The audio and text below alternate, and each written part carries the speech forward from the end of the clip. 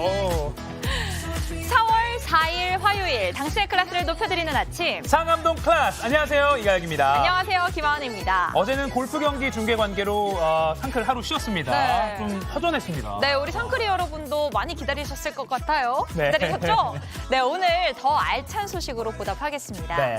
먼저 지난주 금요일 생방송 시청 인증사진 올려주신 분, 그중에서 상품 받으실 두 분 자막으로 안내드리겠습니다. 짠. 자, 이분들입니다. 축하드립니다. 네, 오늘도 본방사수 사진 찍어서 여러분의 페이스북 혹은 인스타그램에 올려주시면 저희가 두 분 뽑아서 영화 관람권 보내드리겠습니다.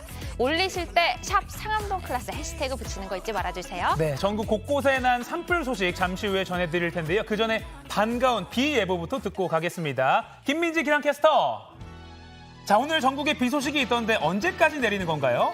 네, 오랜만에 정말 비다운 비가 내리겠습니다. 오늘 낮 제주를 시작으로 밤에는 전국적으로 비가 확대되겠습니다.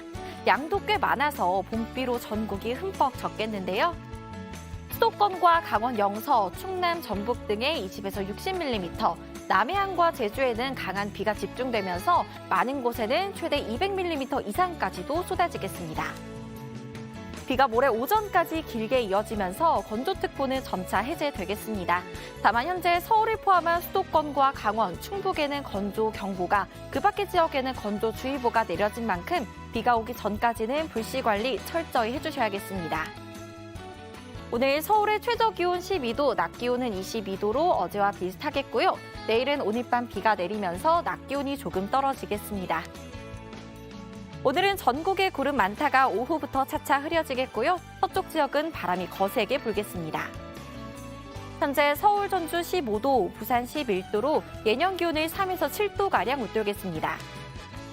낮 기온은 대전, 청주 23도, 광주, 부산 21도로 대부분 지역이 20도를 넘어서겠습니다. 오늘까지 일교차가 10도 이상으로 큰 곳이 많겠습니다. 한절기 건강 잃지 않도록 힘써주시기 바랍니다. 날씨였습니다.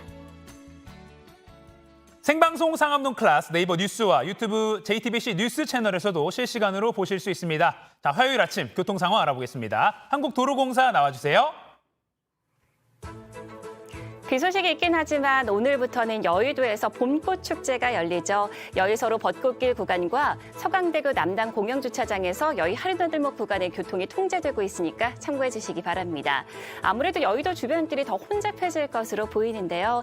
지금 행주대교에서 한강대교까지 가는데 강변북로와 올림픽대로 모두 50분 정도 소요되고 있습니다. 분당수서로 이용해서 청담대교 쪽으로 가신다면 복정나들목에서 수서나들목 지나 탄천 1교까지 막히고요. 1번 경부고속도로 타신다면 부산 쪽 한남대교 남단부터 4km 구간 막히는데 서울 쪽은 벌써 9km 구간 정체입니다. 양재 이전부터 속도가 이렇게 뚝 떨어집니다. 한편 100번 수도권 제1순환선 구리에서 판교 쪽 성남 요금소에는 화물차 하이패스 차로에 사고가 나서 멀리 보면서 차로 변경 신경 쓰셔야겠고요.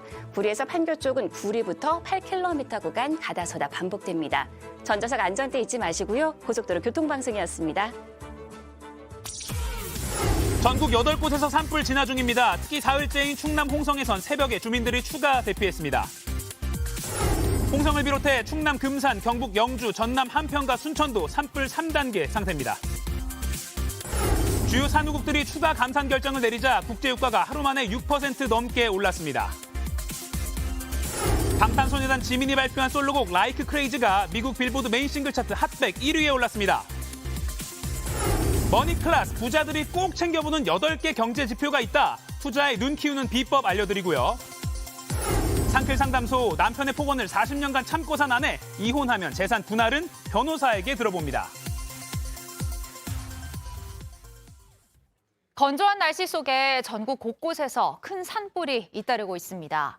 충남 홍성과 금산 등엔 아직도 산불 대응 3단계가 내려져 있고 사흘째 진화 작업이 계속되고 있는데요. 현장에 나가 있는 취재기자 연결해서 자세한 상황 알아보겠습니다. 이승환 기자, 밤사이에 산불이 다시 커졌다고요? 네, 밤샘 진화 작업에도 산불이 다시 확산세로 돌아섰습니다.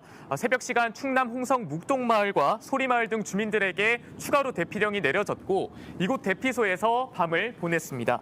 불씨가 강한 바람을 타고 이곳저곳으로 날리면서 순식간에 큰 불로 번지고 있습니다. 지금까지 진화율은 67%입니다. 산불 영향구역은 1,400헥타르를 넘어섰는데요. 올 들어 발생한 산불 가운데 가장 큰 규모입니다. 현재까지 주택을 비롯한 시설물 70여 채가 불에 탔고 300명 넘는 주민이 대피했습니다.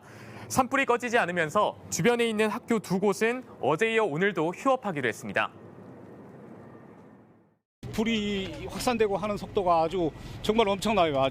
전 교직원들이 전부 다 이제 막 투입이 돼서 문서를 옮기고 태블릿 PC를 옮기고 막. 불이 빨리 꺼져야 할 텐데요. 충남 금산에서 시작해서 대전으로 번진 산불은 상황이 좀 어떤가요? 네, 충남 금산 대전 산불도 진화가 쉽지 않습니다. 역시나 강한 바람 때문인데요. 한때 진화율이 84%까지 오르기도 했지만 지금은 67%를 기록하고 있습니다. 날이 밝으면서 산불 진화 헬기가 현장에 투입됐고 다시 본격적인 진화 작업이 시작됐습니다. 산림당국은 오늘 내로 큰 불을 잡는 데 총력을 다할 계획입니다. 다행히 오늘 저녁부터 비 소식이 전국에 있습니다. 모레까지 이곳 충남 지역엔 최대 60mm가 내릴 예정입니다.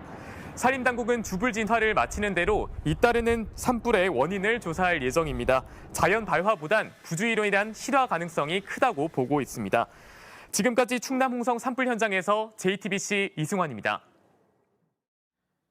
경북 영주와 전남 함평에서도 산불이 꺼지지 않아서 애를 먹고 있습니다. 서울 충무로에 있는 인쇄소에서도 불이 났습니다. 계속해서 서유정 기자가 보도합니다. 나무들 사이로 시뻘건 불길이 보입니다. 대원들이 불을 끄고 있지만 쉽사리 불길이 잦아들지 않습니다. 산림당국이 경북 영주시 평읍면 일대 산불에 대해 가장 높은 대응 단계인 산불 3단계를 발령한 건 어제 오후 8시 반쯤입니다. 어제 낮에 난 불이 꺼지지 않고 계속되고 있는 겁니다. 아직 인명피해는 없지만 주민 68명이 마을회관으로 대피했습니다.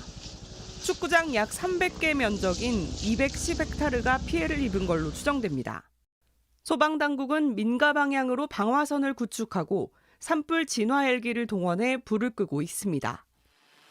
전남 함평과 순천의 야산에 난 불도 여전히 꺼지지 않고 있습니다. 산림당국은 함평군 대동면 일대에서 불이 난 지 10시간 반 만인 어젯밤 10시 50분쯤 가장 높은 단계인 산불 3단계를 발령했습니다. 공장 건물 4동과 축사 2곳, 비닐하우스 2곳이 모두 탔고 주민 43명이 근처 경로당으로 대피했습니다. 추정되는 피해 면적만 해도 축구장 500개 크기인 382헥타르입니다. 새벽 5시쯤에는 전남 순천시 송광면 산불도 3단계로 격상됐습니다. 골목에서 화염이 뿜어져 나옵니다. 어젯밤 서울 충무로에 있는 인쇄소 건물에서 불이 났습니다. 신고가 들어온 건 밤 10시 17분쯤. 다행히 근무자들이 퇴근한 뒤라 인명피해는 없었습니다. 소방당국은 1층에서 시작된 불이 건물 전체로 번진 뒤 폭발과 함께 옆 건물로 옮겨 붙은 것으로 보고 정확한 화재 원인을 조사하고 있습니다. JTBC 서유정입니다. 사우디아라비아를 비롯한 산유국들이 원유 생산을 줄인다는 소식에 국제유가가 급등했습니다. 5월부터 하루 116만 배럴의 원유를 감산할 계획인데 이대로 가면 국제유가가 연말까지 배럴당 $100를 넘을 수 있다는 전망도 나옵니다. 미국은 바람직하지 않다며 비판했습니다. 이주찬 기자입니다. 현지 시간 3일 뉴욕 상업거래소 5월 인도분 서부 텍사스 원유 가격은 전장보다 6.28% 오른 배럴당 80.42달러의 거래를 마쳤습니다. 브렌트유 선물도 6% 넘게 급등했습니다. 하루 상승폭으로는 각각 지난해 4월 이후 가장 큰 폭입니다. 앞서 사우디아라비아 등 오펙 플러스 국가들은 오는 5월부터 하루 116만 배럴의 원유를 감산하겠다고 발표했는데 충격파가 고스란히 반영됐습니다. 사우디아라비아는 다음 달부터 원유 생산량을 하루 50만 배럴 줄일 예정이고 이라크와 아랍에미리트, 쿠웨이트 등도 동참하기로 했습니다. 올해 3월부터 6월까지 하루 50만 배럴 감산을 예고한 러시아는 감산 기한을 연말까지 연장하기로 했습니다. 로이터는 이번 감산 결정으로 적어도 배럴당 10달러는 오를 것으로 전망했습니다. 이 같은 산유국들의 결정에 미국은 바람직하지 않다며 비판했습니다. 존 커비 미국 백악관 전략소통조정관은 전화 브리핑에서 미국 소비자들을 위해 유가를 낮추고 석유에 대한 수요와 공급을 맞추기 위해 할 수 있는 모든 일을 하겠다고 밝혔습니다. If there is a chance that demand won't hit their projections or that things will ease off, they will move right ahead and they will not be deterred in the slightest by any protests from the West or Joe Biden. 뉴욕 증시는 혼조세를 보였습니다. 에너지주가 속한 다우는 상승했지만 유가 급등으로 인한 인플레이션이 다시 금리 인상을 부추길 수 있다는 우려로 나스닥은 하락했습니다. JTBC 이주찬입니다. 역대 미국 전현직 대통령 중 처음으로 기소된 트럼프 전 대통령이 법원 출석을 하루 앞두고 뉴욕 맨해튼에 도착했습니다. 이른바 성관계 입막음 의혹으로 기소된 트럼프 전 대통령은 출발 직전 SNS에 미국이 지옥으로 가고 있다는 글을 올리며 반발을 이어갔습니다. 트럼프 전 대통령은 내일 법원 일정을 마친 뒤 바로 플로리다 자택으로 돌아가 지지자들을 향한 공개 연설을 할 예정입니다. 지지자들의 폭력 시위 우려가 커지는 가운데 바이든 대통령은 뉴욕 경찰을 믿는다면서 미국의 사법 체계에 대한 신뢰를 표명했습니다. 서울 강남에서 40대 여성을 납치해 살해하고 시신을 암매장한 혐의를 받는 일당 3명이 모두 구속됐습니다. 그런데 저희 JTBC 취재 결과 경찰이 범행의 실제 배후를 추적 중인 것으로 파악됐습니다. 그동안 지시자로 알려졌던 이모 씨에게 착수금 4천만 원 정도를 주고 범행을 의뢰한 것으로 알려졌습니다. 윤정주 기자가 취재했습니다. 그동안 납치 살해 피해자 3명 가운데 2명은 피해자의 가상자산을 빼앗자는 이모 씨의 제안을 따라 범행에 가담했다고 주장해왔습니다. 주범으로 지목된 이 씨는 경찰 조사에서 계속 범행 자체를 부인하며 입을 닫아왔습니다. 피해자나 유가족들에게 할 말 없으니까? 금품 노린 거라면서 왜 살해한 겁니까? 그런데 JTBC 취재 결과 경찰이 실질적인 배우로 코인업계 관계자를 지목해 수사 중인 것으로 확인됐습니다.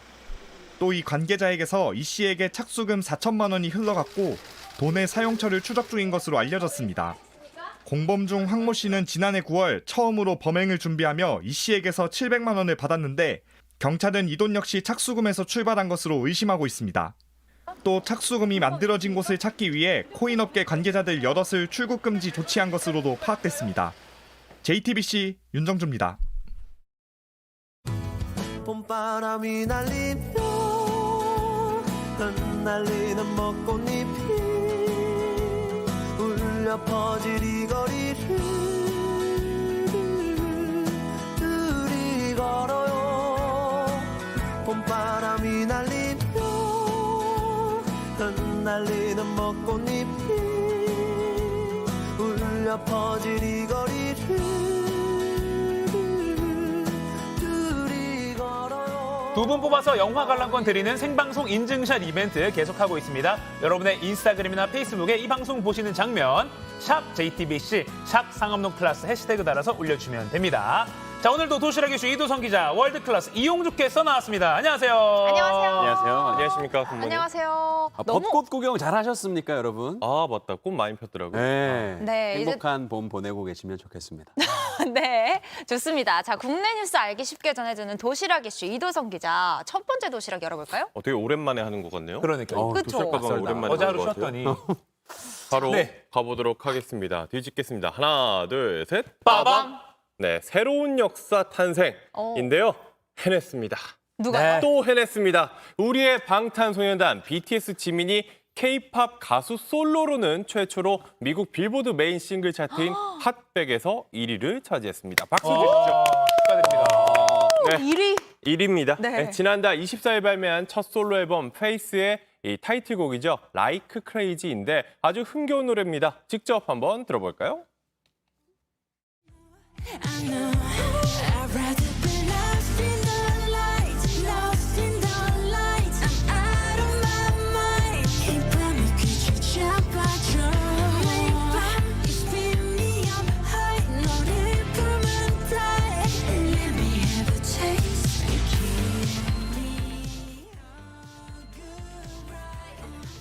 Lost in 아, 명곡이죠? 네. 가사가 뭔지 모르겠어요. 방금 들은 거랑 큰 차이가 있는데. 아, 죄송합니다. 근데 제가 좀 헷갈리는 게 최초 1위라는 게, 뭐 지난번에 BTS가 핫백 1위에 오른 적이 있지 않나요? 네, 맞습니다. BTS는 오른 적이 있죠. 근데 한국 솔로 가수로는 처음입니다. 이 BTS가 핫백 정상에 오르면서 K-팝의 새 지평을 열었고 지민이 K-팝 솔로 가수로서는 처음으로 1위를 차지한 겁니다. 이 그룹과 솔로로 모두 최정상을 밟은 건데 앞서 솔로 가수 최고 성적은 이 추억의 노래 이 싸이의 강남 스타일 이게 2012년이더라고요. 당시에 핫백 2위를 7주 동안 차지했는데 그 당시에 결국 1위엔 오르지 못했습니다. 와, 이 강남 스타일 그렇죠. 열풍이 정말 대단했잖아요. 전 이 강남 세계에서 스타일. 모두 따라했었어요. 맞아요. 근데 그 강남 스타일을 또 뛰어넘은 거네요. 네, 외국인 친구들이 그때 물어봤더니 무슨 뜻이냐고 강남 스타일. 아, 네네네. 근데 좀 알려지기가 좀 우리도 민망해가지고 몰라요. 잘 놀자는 뜻이다 뭐 이렇게 설명했는데 그 인기를 이제 넘어선 겁니다. 이더 대단한 거는 핫백이라는 이 차트가 북미 시장의 인기를 반영하는 지표라고 할 수 있는 건데요. 메인 싱글 차트인 핫백은 음원 판매량과 스트리밍 수치, 그리고 라디오 에어플레이 수치, 유튜브 조회수 등을 총망라해서 집계합니다. 지난달 24일에서 30일 동안 25만 4천 장이 앨범이 팔렸고요. 엄청나죠? 네. 그리고 스트리밍은 1,000만 회, 라디오 청취자는 6만 4천 명이었습니다. 사실은 그 BTS가 그 군 복무 때문에 지금 전체 활동을 못 하고 있잖아요. 그렇죠. 그래서 네. 이게 어떻게 될까 좀 조마조마했었는데 와 역시 또 쓸데없는 걱정이었던 것 네. 같고 대단합니다. 진짜 솔로로까지도 이렇게 성공할 줄은 진짜 그러게요. 상상도 못했습니다. 진짜 암이신가요? 온 세상이 암이거든요. 네, 저도 마찬가지고요. 맞습니다. 온 세상이 정말 암입니다. 보랏빛으로 물들고 있는데 이 BTS는 최근 10년 동안 핫백 1위에 가장 많은 곡을 올린 아티스트입니다. 대단한 거죠. 네. 모두 6곡인데요. 이 다이너마이트로 한국 가수 최초 핫백에 오른 뒤에 이 버터와 퍼미션 투 댄스 등 6곡으로 17차례나 정상을 찍었습니다. 이 다른 BTS 멤버들도 팬 커뮤니티를 통해 축하를 보냈는데요. 이 제이홉은 지민에게 멋지고 자랑스럽다라고 했고 슈가 역시 박지민 빌보드 핫백 1위 가수 멋지다 이렇게 적었습니다. 자, 이렇게 자랑스러운 소식은 앞으로도 더 많이 전할 수 있었으면 좋겠습니다. 자, 다음 도시락도 보여주시죠. 네, 두 번째 도시락도 추억의 도시락으로 준비했는데요. 바로 뒤집어 보겠습니다. 하나, 둘, 셋. 빠밤. 네, 끈질기게 막았다인데요. 이번에도 크게 칭찬하고 싶은 그런 소식입니다. 네. 최근 공원에서 놀고 있던 9살 여자아이를 유인하려던 40대가 붙잡혔는데요. 아이고. 이 모습을 지켜본 이웃 주민이 끈질기게 막으면서 아이를 지켰습니다. 영상으로 먼저 보시죠. 네, 빨간색 모자를 쓴 저 남성, 블러가 쳐 있기는 한데 이 분홍색 옷을 입은 여자와야 함께 걸어가고 있습니다. 네. 아이에게 말을 걸고 주춤거리는 아이의 손을 잡아 끌기도 했는데요. 네. 그런데 한 남성이 저 두 사람에게 다가와서 저렇게 제지를 합니다. 몸싸움도 벌이는데요. 이때 저 한 여성이 아이를 두 남성에게서 떼놓는 모습도 담겼습니다. 이 장면을 본 목격자 이야기 들어보시겠습니다. 데리고 가려고 그랬는데 이 남자분이 뭐 말리셨는가 그랬는가 봐요. 그래가지고 경찰 신고도 한참 싸우더라고요 앞에서. 저 아이가 납치될 뻔한 상황이고 그걸 막은 거죠, 지금? 네, 맞습니다. 그래서 제가 칭찬하고 싶은 소식이라고 했던 건데요. 네. 이 아이를 잡아 끈 남성 40대 A씨입니다. 어린이 공원에서 놀던 9살 여자아이를 자신의 집으로 데려가려고 했습니다. 아이에게는 간식을 주고는 집에 있는 인형을 주겠다며 한 500m 정도를 데려간 것으로 파악됐습니다. 와 이게 대낮에 이게 무슨 일인지 그러니까요. 정말 큰일이 벌어질 수도 있었던 것 같아요. 근데 아이들이랑 관련돼서는 이게 약간 좀 지나친 의심이 오히려 우리 사회에 좀 도움이 되는 것 예, 예, 같기도 예, 합니다. 예. 다행히도 저분께서 용감하게 구해주셨습니다. 정말 칭찬해야 될 것 같아요. 그러니까요. 네, 맞습니다. 정말 용감하게 나서서 아이를 구했는데요. 이 사람, 이 주변에 사는 40대 이모 씨였습니다. 이 씨는 아들과 놀이터에 나왔다가 술에 취한 남성이 아이를 데려가자 따라붙었습니다. A 씨는 아이의 삼촌이라고 주장을 계속했지만 믿을 수 없었던 이 씨는 아이가 A 씨 집까지 들어가자 함께 뛰쳐 들어가기도 했다고 합니다. 결국 A 씨가 아이와 모르는 사이라는 걸 실토하자 곧바로 경찰에 신고했습니다.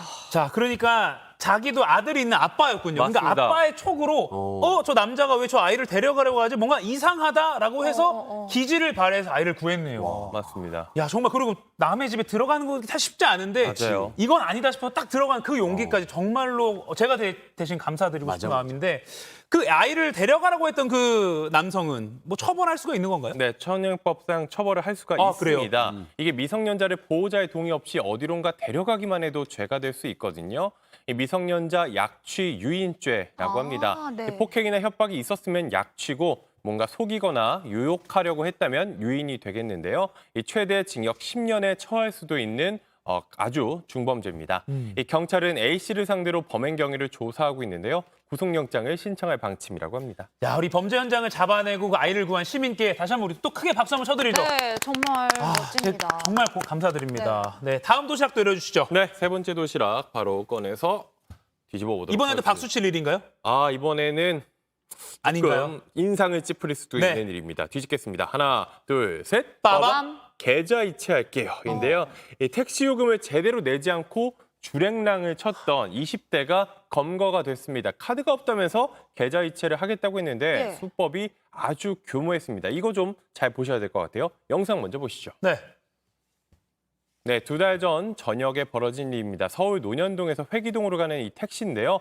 이 승객은 카드가 없다면서 요금을 계좌 이체로 주겠다고 했습니다. 그 블랙박스 영상인데 한번 들어보시죠. 네. 계좌번호 한번 불러주세요. 계좌요? 혹시 현금이나 이제 카드는 힘드시고요? 제가 카드를 안 들고 다녀가지고. 한번 확인할게요. 입금 100원이 돼 있는데? 아니구나. 15,700원. 네네. 안녕하세요. 네.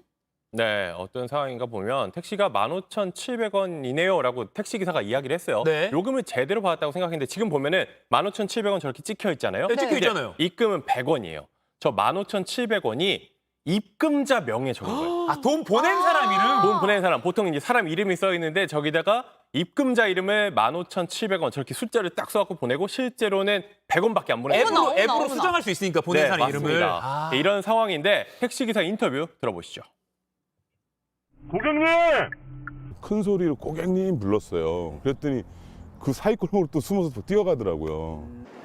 와, 너는 진짜 너무 혼나야 될 것 같아요. 그죠? 그러니까요. 너무 나쁜 사람이에요. 그 얼마 된다고 그걸 또 떼먹겠다고 이렇게까지 하는지 진짜 와, 화가 납니다. 네, 저도 화가 나는데 20대 남성 A씨였습니다. 지난해 2월부터 1년 넘게 서울과 경기 일대에서 이런 식으로 30차례나 택시 무임승차를 했다고 합니다. 조금 전 CG를 나오기도 했는데 이 금액은 1원부터 100원까지 다양했습니다. 피해 금액은 55만 원에 달했습니다. 그러니까 1원을 보내기도 했다는 거잖아요. 네, 지금. 맞습니다. 와, 이런 게 진짜 생활 밀착형 범죄인 것 같아요. 뭐 금액이 많지 않으니까 신고를 잘 안 할 수도 있겠다 싶어서 한 것 같은데 너무 괘씸합니다. 네, 뭐 재수가 없었다, 운이 안 좋았다라고 생각하면서 이 신고를 안 할 수도 있다는 그런 점을 노리기도 한 것 같습니다. 아하. 그래서 더 엄단을 해야 하는 범죄 같은데요. 이 경찰은 인적 사항을 특정한 뒤에 잠복 수사 끝에 A씨를 붙잡았습니다. 상습 사기 혐의를 적용했고요. 최근 구속해서 검찰에 넘겼습니다. 이 요금을 이체받을 땐 반드시 이름과 입금액을 함께 확인해야 피해를 막을 수 있다고도 당부했습니다. 뭐 식당에서도 뭐 이런 일이 있었던 걸 제가 기억하는데 이런 같은 범죄 또다시 일어나지 않았으면 좋겠습니다.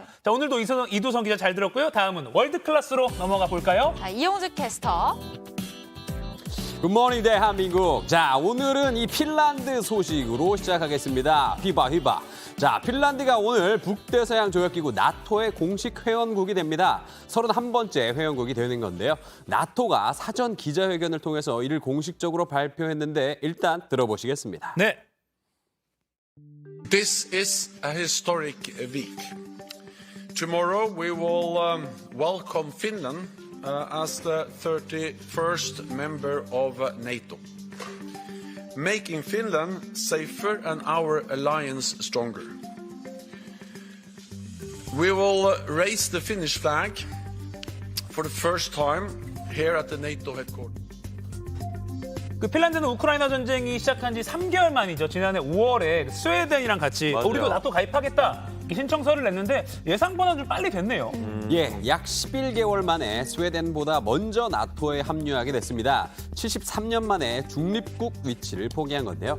핀란드는 러시아와 1,300km 국경을 접하고 있거든요. 이에 따라서 이 나토 동맹국과 러시아가 접경 길이는 전보다 2배가량 늘어나게 됐습니다. 이 스웨덴은 헝가리랑 튀르키예의 제동이 아직 만장일치 동의를 확보하지 못해서 가입이 좀 늦춰지고 있다고 하더라고요. 근데 어쨌든 핀란드가 나토 나토에 가입을 하면 러시아는 반발을 하겠죠? 굉장히 불편할 것 같죠. 이 러시아는 북서부의 군사력을 강화하겠다고 이 맞받아쳤는데요. 러시아 외무부 차관은 다른 나토 회원국의 군대와 자산이 이 핀란드에 배치될 경우에 러시아의 군사 안보를 보장하기 위해서 추가 조치를 취할 것이라고 또 경고했습니다. 네. 자, 다음 소식 넘어가 볼까요? 이번에는 프랑스로 가보겠습니다. 이 프랑스 정부의 연금 개혁에 반대하는 시위가 지금 석 달째 이어지고 있는데요. 맞아요. 그런데 이 와중에 한 프랑스 여성 장관이 갑자기 성인 잡지 플레이보이 표지 모델로 등장한다고 해서 지금 논란이 일고 있습니다. 자, 주인공은 지금 화면에 나오는 마를렌 시아파 사회적 경제 담당 국무장관입니다. 벌써 이 누님의 사진이 유출되고 있는데요. 지금 이렇게 보시면은 뭐 한쪽 어깨를 드러낸 긴 드레스는 물론이고 수영복 같은 의상을 입은 사진도 지금 퍼져나가고 있습니다. 현재 언론은 프랑스 국기를 몸에 두르는 등 이 자극적인 포즈를 취한 사진이 있다고도 뭐 전했습니다. 야, 근데 여성 장관이 플레이보이 표지 모델 저는 본 적이 없는 것 같은데 이게 뭔가 이유가 있는 건가요? 예, 그 이유가요. 시아파 장관은 페미니즘과 여성에 대한 폭력 근절 등에 대한 이 입장을 밝히기 위해서라고 했는데 하지만 이런 사실이 알려지자 집권 여당 안에서도 쓸데없이 일을 만들어서 이 당을 곤란하게 만들고 있다라는 비판이 나오고 있습니다. 네. 엘리자베스 보른 총리는 시아파 장관에게 하필 이 기간에 부적절하게 처신했다고 혼냈다고 하고요.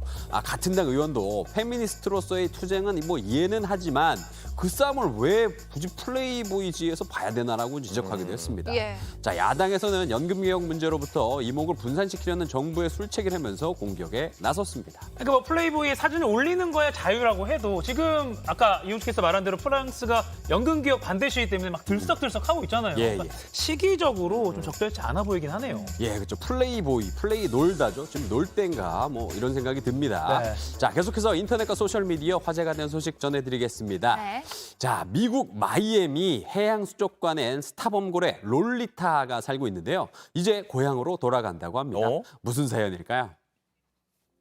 자, 범고래 한 마리가 조련사의 명령에 따라서 힘차게 솟구칩니다. 많은 사람들이 이 모습을 보려고 멀리서부터 찾아왔는데요. 네. 롤리타라는 이름의 이 범고래는 이런 공연을 무려 50년 가까이 해왔습니다. 야, 진짜 반 100년인데 어릴 때 봤던 사람이 손주 볼 때까지 저 범고래는 공연을 계속한 거잖아요. 예, 그렇죠. 1970년 당시 추정 나이 약 4살 때 수족관으로 잡혀온 뒤에 계속 갇혀서 공연에 동원됐거든요.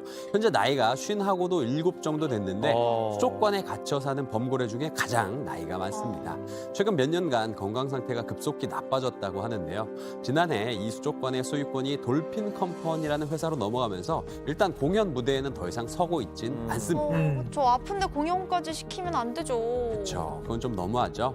애초에 가둬놓은 것조차 사실 바람직한 일은 아닙니다. 네. 그래서 동물보호단체가 이 범고래를 놔달라고 그간 시위도 하고 엄청 싸워왔는데 안타깝게도 여태 별 성과가 없었습니다. 그런데 최근 롤리타의 방류 결정이 떨어졌습니다. 잘 됐다. 고향인 이 태평양 북서부 바다로 돌아간다고 합니다. 너무 잘 된 일이긴 한데 이미 수족관에 너무 또 익숙해진 거 아닐까. 반세기 가까이 갇혀 산 고래가 좀 괜찮을까 걱정이 되네요. 예, 맞아요. 우려의 목소리가 이렇게 나오고 있는 것도 사실입니다. 나이도 있고 그간 갇혀 살아서 사실 사냥법 같은 걸 배운 적이 없잖아요. 그래서 적응을 과연 잘하겠느냐 뭐 이런 논란이 조금 있습니다. 네. 하지만 고향 바다엔 롤리타의 어머니 고래, 엄마 고래도 아직 살고 있다 그래요. 그래서 부디 남은 여생을 그토록 그리워하던 바다에서 무탈히 보냈으면 하는 바람입니다.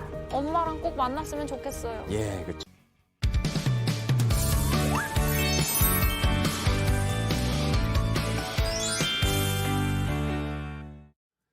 지금 시각 8시 30분입니다. 저 같은 경알못, 경제를 잘 알지 못하는 사람을 위한 당장 내 돈이 되는 지식, 머니클래스. 오늘의 키워드 먼저 보시죠. 투자에 눈 키우는 경제지표 보는 법. 자, 아침 외출하기 전에 날씨 꼭 챙겨보시죠. 기온, 강수량, 미세먼지 상태 이런 지표를 스마트폰이나 상틀 같은 저희 방송으로 매일 챙겨보실 겁니다. 자, 그러면 좋은 투자를 위해서 돈을 벌기 위해서는 뭘 챙겨보고 계신가요?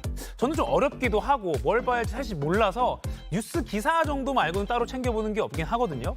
그런데 태풍 온다는데 일기예보 안 챙기면 낭패 보는 것처럼 투자하는데 경제지표 안 챙기면 안 된다고 합니다. 투자의 길을 찾는 경제 흐름 읽는 방법 전문가 자세히 짚어보겠습니다.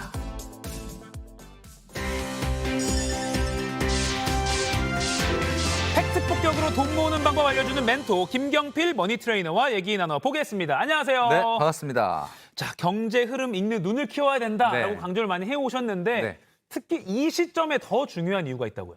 네, 이제 아무래도 이제 경기 침체가 좀 가속화되고 있고 네. 경제 위기가 오는 게 아니냐라는 불안감이 있는데 이제 우리가 과거의 이제 지표들을 좀 보게 되면은 역사적으로 좀 의미 있는 것들이 좀 있습니다. 네. 이제 보게 되면 네. 지난 50년간의 이제 미국의 기준금리를 한번 역사를 살펴봤거든요. 대체적으로 보면 80년대 중반에 금리가 올라가고 난 이후에 네. 그리고 90년대, 2000년대, 2010년대 이렇게 금리가 올라가고 나서 꼭 왔던 것이 경기 이 침체였습니다. 그리고 이제 오일 쇼크라든지 그리고 90년대에는 IMF, 그다음에 닷컴 버블 붕괴, 그리고 2000년대에는 금리 올리고 나서 미국의 금융위기가 왔고요.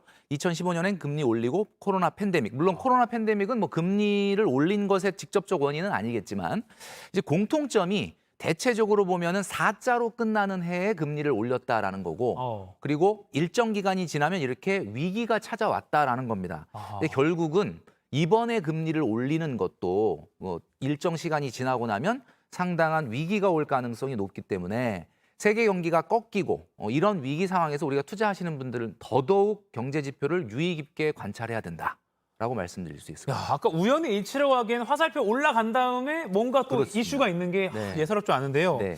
자, 그러면 구체적으로 뭘 좀 체크해야 되는지 하나 좀 설명을 좀 해주시죠. 네, 우선은 이제 국내 상황을 기본적으로 좀 봐야 되는데 우리 많은 투자자분들이 아마 이건 거의 매일 체크하실 거라고 보거든요.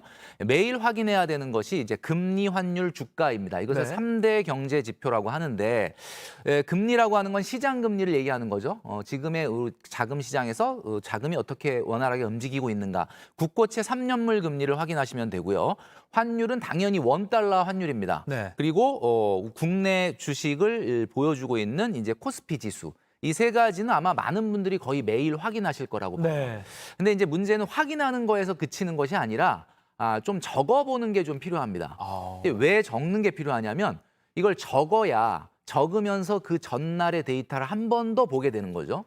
그리고 또 적으면서 전전날의 데이터를 또 한 번 눈으로 보게 되면 전반적인 추이를 우리가 읽게 될 수가 있다라는 네. 겁니다. 그래서 이런 국내 기본적인 세 가지 지표뿐만 아니라 조금 더 나아간다 그러면 이제 세계 경제에 영향이 큰 미국의 경제 지표를 좀 볼 필요가 있다라는 거죠. 그래서 네. 출근하기 전에 이제 전날에 있었던 밤사이에 있었던 미국 시장의 변화를 보고 네. 퇴근할 때 국내 시장의 변화를 한번 보는 이런 습관을 가지시면은 좀 도움이 되지 않을까라는 생각이 듭니다. 그럼 외국 거라고 하면 아까 보여주신 대로 뭐 지금 미국 성적이도 붙어 있지만 이런 네네. 것들 국고채 2년물 네, 그렇습니다. 이제 미국 같은 경우는 미국의 금리는 우리가 2년짜리 국고채 금리와 10년짜리 국고채 금리를 보는 게 중요하고요. 네.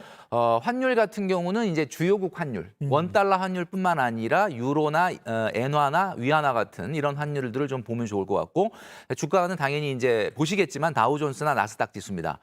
보통 미국의 금리를 볼 때 우리가 이 국고채 2년물 금리다 그러면 네. 좀 생소하실 수 있는데 이것이 바로 기준금리, 그러니까 지금의 미국의 기준금리를 좀 선행한다라고 볼 수가 있어요. 최근에 미국의 2년물 금리가 다소 조금 안정되고 있는 이유는 지금 현재 미국의 기준금리의 상승이 좀 둔화될 가능성이 있다는 것을 반영한다라고 볼 수가 있는 거고요. 네. 그다음에 이제 국고채 10년물 금리 같은 경우는 우리가 그동안 뉴스를 통해서 많이 듣는 인플레이션. 네네. 그러니까 미래 인플레이션에 대한 기대가 어떠냐를 보여주는 게 이제 국고채 10년물 금리다. 이렇게 볼 수 있을 것 같습니다. 날씨 보듯이 이걸 체크하고 그냥 체크만 하는 게 아니라 메모를 좀 해봐라. 네, 메모를 라고 하면은 이제 추이의 변화를 좀 알게 된다라는 이야기죠. 자, 그리고 여기서 이제 기본적인 경제 지표라고 해주셨고 네네. 한 걸음 더 들어간 이런 지표도 있다면서요. 네, 우리가 이제 좀 전에 말씀드렸던 거는 매일 봐야 되는 지표가 있고 그리고 이제 조금 매일 보지 않아야 될 지표, 그러니까 예를 들면 월간으로 볼 수 있는 그런 지표들이 있는데 네. 우리가 매일 변하는 그 지표는 시시각각 변하는 파도다라고 비유할 수 있다면 네. 그 파도를 만드는 게 뭘까요? 바람. 그렇죠. 결국 바람을 볼 수 있어야 되거든요. 네. 그 바람을 읽을 수 있는 것들이 이제 부자들이 투자할 때 꼭 챙겨보는 4가지 지표라는 게 있습니다. 그래요. 네, 그걸 한번 좀 보도록 할 텐데요. 네. 우선 월간 지표니까 매월 나오게 되는데 ISM 제조업 지수라는 게 있습니다. 이게 이제 3일 날 보통 발표를 하는데 이 밤 사이에 발표가 됐거든요. 네. 좀 이따 말씀드리도록 하고요. 그리고 고용 지표는 이제 초순인 5, 6, 7 보통 7일 날 많이 발표를 합니다. 그리고 우리가 이제 많이 이야기하고 있는 소비자 물가 지수 보통 12일 정도 그러니까 중순에 발표를 하고요. 그리고 보통 12일 그리고 소매 판매 지수라는 자료가 있는데 이거는 보통 14일 정도 이것도 중순에 발표가 됩니다. 이 다 미국에서 나오는 자료죠. 다 미국의 지수죠. 네. 요 지표들을 좀 보게 되면은 우리의 시차를 두고 우리 경제에 영향을 줄 수 있는 바람이 어떤 방향으로 불 것인가를 좀 예측할 수 있다라는 이야기죠. 그럼 하나하나 좀 ISM 제조업 지수부터 설명 좀 해주시죠. ISM 제조업 지수 우리 머니 클래스에서도 자주 다루는 내용인데 아마 많이 들어보셨겠죠. 이 ISM 제조업 지수는 우리가 PMI 지수라고도 이야기하는데 미국의 공급자 관리 협회가 매달 3일 정도에 1일에서 3일 정도 사이에 발표를 하는 지수인데 이제 쉽게 얘기하면은 구매 관리자들이 지금의 경기를 어떻게 평가하는지를 설문을 한 겁니다. 그러니까 지금의 생산이나 새로운 신규 수주나 그리고 또 고용이나 그리고 재고 상태를 보고 이번 달에 경기가 전월에 비해서 어떻게 좋아질 거냐 나빠질 거냐를 예측하는 지수라고 볼 수 있는데 밤 사이에 발표가 됐어요. 그래서 46.3. 그래서 실제로 보면은 이제 이거 어디서 보느냐라고 말씀드리면 ISM 제조업 지수는 이제 당연히 미국 공급자 관리 협회 사이트에 들어가시게 되면은 편하게 볼 수 있는데 뭐 영어로 나온다고 하지만 이게 번역 서비스도 또 있기 때문에 보시면 되고요. ISM 리포트라고 돼 있죠. 이 내용을 확인하시면은 편리하게 확인을 하실 수가 있고 3월에 ISM PMI 지수, 이 지수가 지금 발표됐는데 46.3을 기록을 했습니다. 지금 보시는 것처럼 6개월 연속 52하고요. 2000년대 들어서 이후에 들어서 지금 가장 낮은 수치를 보여주고 있기 때문에 보통 이게 50을 넘으면은 경기가 조금 좋아진다라는 쪽의 설문이고 50 이하가 되면 경기가 좀 둔화된다는 설문인데 지금 5개월 연속 50 이하를 보여주고 있는 걸 보면 좀 경기가 둔화되고 있다. 이렇게 우리가 예측할 수 있고 이 PMI 지수가 중요한 이유가 또 하나 있습니다. 이 PMI 지수가 우리나라의 수출입 동향, 그러니까 수출 증가율과 굉장히 밀접한 관련이 있습니다. 그러니까 만약에 미국의 PMI 지수가 낮아지게 되면 우리의 수출 증가율도 떨어지는 그런 경향을 보인다라고 볼 수 있고요. 자, 그리고 고용 지표도 좀 설명해 주시죠. 네, 고용 지표는 우리가 이제 연준의 통화 정책, 우리가 보통 요즘 뉴스를 통해서 많이 듣고 있는데 이 통화 정책의 데이터로 사용되고 있는 겁니다. 그래서 우리가 흔히 얘기할 때 비농업 부분의 취업자 수라든지 지금 보시면은 어디서 보느냐? 프레드라고 하는 사이트가 있습니다. 이 사이트는 그 연준의 경제 데이터를 보여주는 사이트인데요. 지금 보시는 것처럼 실업률 이 부분 이게 이제 자동으로 번역되는 기능이 있기 때문에 실업률을 클릭하시고 보면 됩니다. 자, 이렇게 보면은 지금 2000년도에 14.7%까지 올라갔던 실업률이 현재 3.6%까지 낮아져 있기 때문에 미국은 굉장히 지금 실업률은 굉장히 좀 안정돼 있는 고용은 좀 좋은 그런 상태다라고 볼 수 있는데 미국은 아무래도 이 소비가 굉장히 중요하다 보니까 아무래도 그 고용 상태가 좋으면 소비가 좋을 수밖에 없거든요. 그래서 이런 것들을 챙겨보시면은 우리가 조금 선행적으로 경기의 흐름을 알 수 있을 거다라는 이야기죠. 야, 시간이 빨리 가네요. 자, 다음 또 소비자 물가, 또 소매 판매 요 지수 두 가지도 좀. 나머지 두 가지는 소비자 물가 지수입니다. 뉴스에서 계속 듣는 내용인데 결국 미국의 경제 현재 상황을 보여주는 거다라고 볼 수 있을 것 같고요. 2월 달까지 2%였는데 역시 이 프레드라고 하는 사이트에서 지금 보는 것처럼 CPI라는 것을 클릭을 하시면은 편하게 보실 수가 있고요. 요 가장 중요한 소비자 물가 지수가 연준의 통화 정책에 그대로 반영이 되기 때문에 요걸 미리 챙겨보시는 것이 굉장히 좀 중요하다. 이렇게 볼 수 있을 것 같습니다. 저도 머니클래스 하면서 요게 중요하다는 거 알게 됐고 소매 판매 지수 마지막으로 네, 소매 판매 지수도 역시 지금 보게 되면은 자료를 통해서 이제 볼 수가 있는데 요거는 미국의 통화 정책에 역시 큰 영향을 주는 자료로서 이거는 이제 미국 상무부 사이트에서 보는데 조금 보기가 어렵기 때문에 보통은 금융 포털 뭐 investing.com이라든지 이런 데서 보시면 편리하게 조회를 하실 수가 있습니다. 자, 여기서 이제 소매 판매 지수라는 건 결국 미국 주식을 하는 분들은 잘 알겠지만 소매 판매가 미국의 경제에 차지하는 비중이 높기 때문에 맞아요. 어떤 산업이 더 판매가 잘 이루어지고 있고 소비가 많이 이루어지는지 이런 것들을 업종별로 이렇게 분석해 보는데 굉장히 도움이 되는 자료다라고 볼 수 있습니다. 네. 그래서 부자들 같은 경우는 이 4가지의 지표를 반드시 월간 개념으로 체크한다라는 것을 꼭 염두에 두시면 좋을 것 같다라는 말씀을 드리고 싶습니다. 알겠습니다. 이 4가지 ISM 제조업 지수, 고용 지표, 소비자 물가, 소매 판매까지 해외 사이트이긴 하지만 번역이 자동으로 되니까 그렇죠. 예. 쉽게 찾아볼 수 있다. 월간으로 꼭 한번 찾아보겠습니다. 네. 머니트레이너님께 또 PT 한번 제대로 받았습니다. 네. 지금까지 머니클래스 김경필 머니트레이너와 이야기 나눠봤습니다. 네, 고맙습니다. 감사합니다.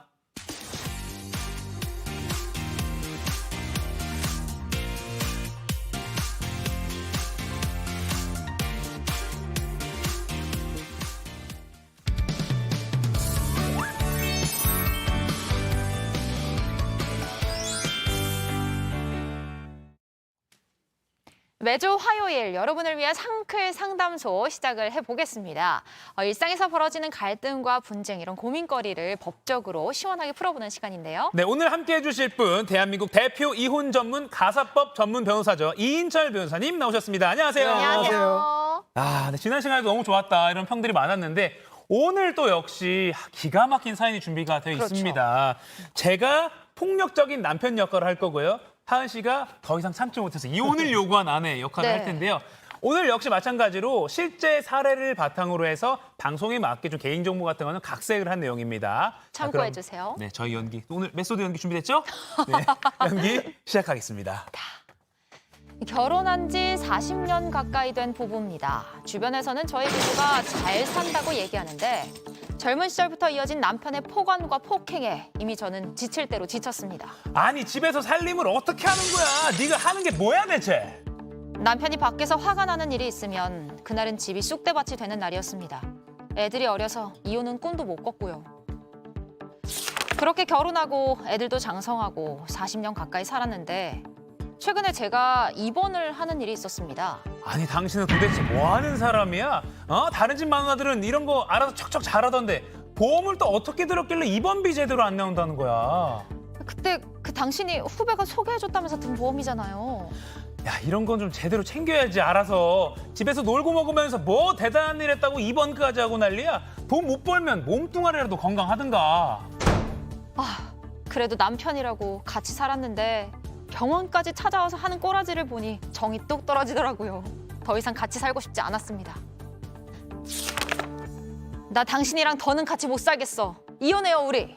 아니 애 결혼식 잘 끝내고 와서 무슨 소리야 이게? 지금까지 내가 좋아서 당신이랑 산 줄 알아? 애들 때문에 참았어. 막내 결혼했으니까 이제 이혼해요. 오늘도 사돈들 보기 창피해서. 이제 당신이랑 더는 못 살아.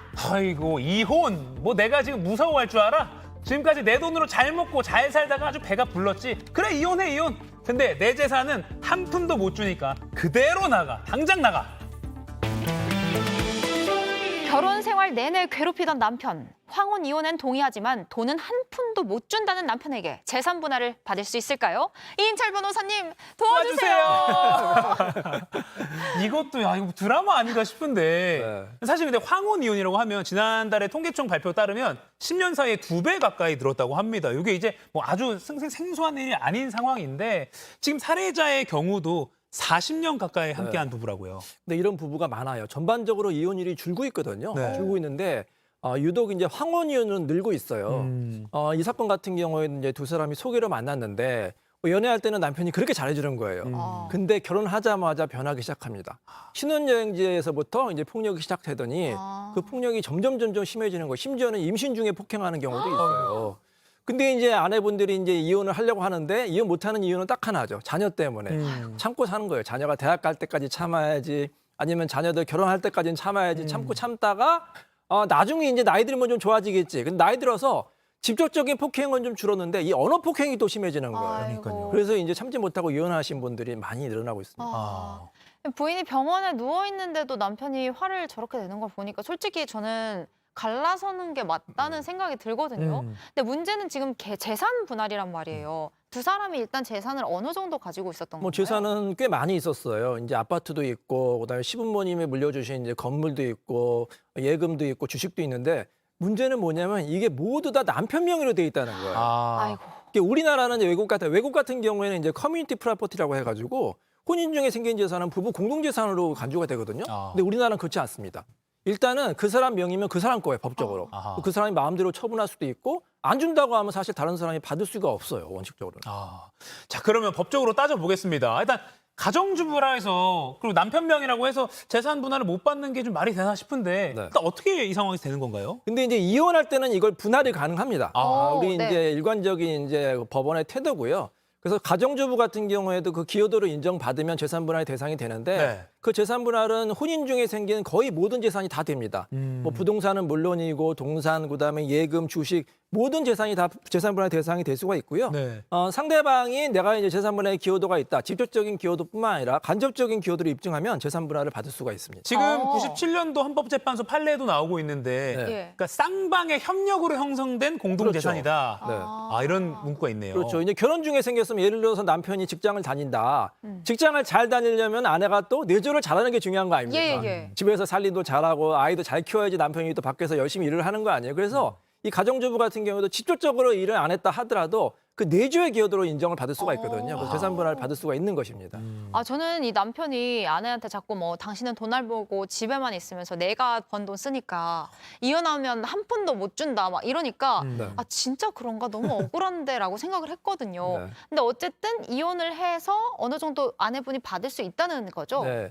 뭐 남편분들이 이제 자주 하시는 얘기가 있죠. 뭐 일부의 경우입니다. 네. 전부 그런 건 아닌데 이거 다 내가 어렵게 번 거다. 네. 그리고 더군다나 이제 건물 같은 경우에 시부모님이 물려주셨기 때문에 아내한테 당신의 기여도가 없다고 주장을 하고 있어요. 근데 아까도 말씀드렸듯이 아내가 이제 내조를 잘했기 때문에 그 내조의 기여도를 인정하는데 가정주부 같은 경우에 기여도를 인정하는데 그게 이제 법원마다 약간 다를 수는 있어요. 그래서 예전에는 한 30에서 40%, 요즘에는 많으면 40에서 50% 정도까지 재산 분할 인정하고 점점 그 기여도가 높아지고 있는 추세라고 볼 수가 있습니다. 50%까지 그 전업주부의 기여도가 높아지는 추세다. 네. 근데 아까 지금 그 건물을 말씀하셨는데 네. 그 남편이 부모님에게서 받은 건물이란 말이죠. 네. 그러면 이거는 부인이 기여한 게 없다고도 볼 수 있는 것 같은데 이건 어떻게 봐야 되나요?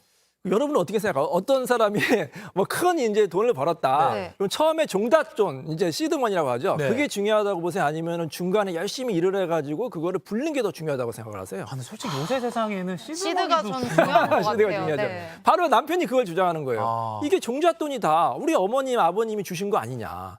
그럼 당신이 한 건 없다. 당신이 돈이 들어간 게 뭐가 있느냐. 이렇게 주장을 하기 때문에 못 준다. 그걸 이제 특유재산이라고 하거든요. 예. 네. 원래 결혼 전에 있던 재산이거나 결혼 후에 부모님한테 물려받은 재산이나 증여받은 재산은 다른 배우자가 받을 수 없다는 논리예요. 그래서 이제 남편이 줄 수 없다고 주장을 하는 거죠. 그럼 재산의 절반을 받는다고 해도 건물 관련해서는 뭐 한 푼도 받을 수가 없어요? 근데 받을 수 있는 방법이 있습니다. 제가 방법 알려드릴게요. 뭐냐면 일단 좀 버티셔야 되는데 예. 재산을 물려받은 다음에 혼인 기간이 어느 정도 유지가 돼야 돼요. 적어도 5년에서 10년 정도는 유지가 돼야 됩니다.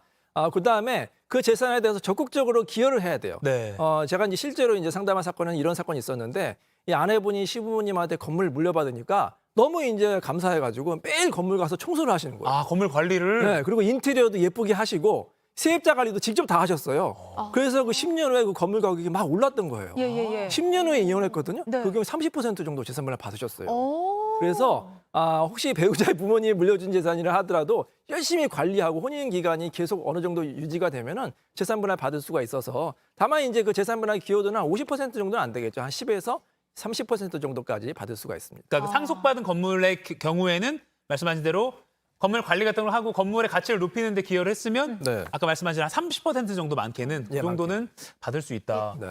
자, 근데 이 남편이요. 판결 후에도 재산을 안 줄 것 같거든요. 그러네, 모양새를 보니까. 그럼 이런 거 미리 좀 대비할 방법이 있어요? 예전에 이런 경우 있었죠. 이제 재판에서 다 승소했더니 네. 그 돈 줄 사람이 저는 29만 원밖에 없습니다. 이렇게 아, 해가지고 아이고. 안 주는 경우 있었잖아요. 왜냐하면 아무리 판결을 받아도 상대방의 재산을 다 은닉해버리면 아무 소용이 없거든요. 예, 그 예. 판결문은 종이에 불과해요. 그래서 아주 중요한 게 있습니다. 이거는 비단 이혼 소송뿐만 아니라 모든 소송의 공통적인 건데요. 네. 상대방이 재산을 빼돌리기 전에 재산을 묶어둬야 돼요. 동결해야 돼요. 네. 그걸 바로 가압류 가처분이라고 합니다. 예. 아주 중요합니다. 그래서 재판을 진행하기 전에 재산을 미리 동결하면 나중에 판결을 받으면 바로 집행할 수가 있거든요. 아주 중요합니다. 이혼 소송 전에 네. 재산을 가처분 가압류 묶어놔야 된다. 예. 근데 이 사건의 경우에 뭐 남편의 폭언이나 폭행 같은 행동이 문제가 충분히 소지가 있잖아요. 맞아요. 네. 그러면은 위자료를 네. 받을 수 있을 텐데 네. 그럼 재산을 나눠받는 걸 위자료를 받는 개념으로 받아들일 수 이게 있을까요? 우리나라는 외국과 달리 외국은 사실 이제 파탄주의라고 해서 부부가 누가 잘못했는지 안 따져요.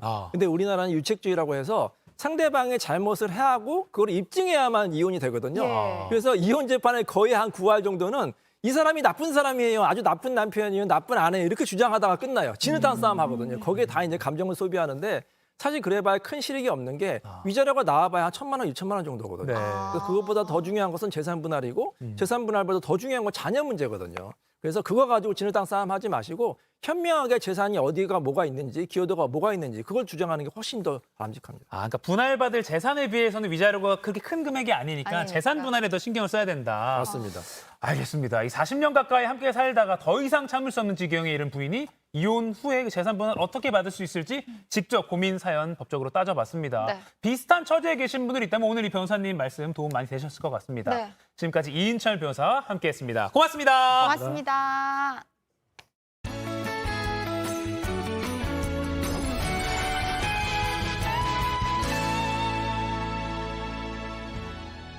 오늘은 봄비로 전국이 흠뻑 젖겠습니다. 오늘 낮 제주를 시작으로 밤에는 전국에 비가 내리겠습니다. 오랜만에 꽤 많은 양의 비가 모레 오전까지 길게 이어지면서 대기의 건조함을 잘 달래주겠습니다. 예상되는 강수량은 수도권과 강원 영서, 충남, 전북 등에 20에서 60mm, 강한 비가 집중되는 남해안과 제주에는 최대 200mm 이상까지도 쏟아지겠습니다. 비가 오기 전까지는 현재 서울을 포함한 수도권과 강원, 충청에는 건조경보가, 그 밖의 지역은 건조주의보가 발효 중인 만큼 불씨 관리 철저히 해주셔야겠습니다. 오늘은 전국에 구름 많다가 오후부터 차차 흐려지겠고요. 서쪽 지역은 바람이 거세게 불겠습니다. 현재 서울, 전주 16도, 부산은 13도로 평년 기온을 웃돌고 있습니다. 낮 기온은 서울 22도, 광주, 부산 21도로 온화하겠습니다. 목요일까지 비가 내리면서 기온은 조금씩 떨어지겠고요. 주말에는 맑은 날씨가 이어질 전망입니다. 날씨였습니다. 네, 식목일을 앞두고 전국 곳곳에서 산불이 쉽게 꺼지지 않고 있는데요. 간만에 내리는 비가 좀 도움이 됐으면 좋겠습니다. 네, 예쁘게 핀 꽃들이 져버릴까 봐 아쉬울 수는 있지만 정말 꼭 필요했던 비 소식이거든요. 네. 모두 오늘 하루 기분 좋게 이 비 오는 하루 보내시길 바랍니다. 이 비가 그렇게 반가울 수가 없습니다. 네. 자, 내일 식목일입니다. 중요한 날이면서요. 또 상암로 클래스도 의미 있는 날입니다. 내일이 어느덧 100회 방송입니다. 와, 우리 상크리 분들 덕분에 네. 저희가 또 100회 방송을 맞이하게 됐는데요. 내일 100회 방송 역시 잘 준비해 놓겠습니다. 내일 아침 8시에 찾아뵙겠습니다. 네, 인사드리겠습니다. 오늘도 상크라세요! 그때 우린 저들 같았을까 떠올려보지만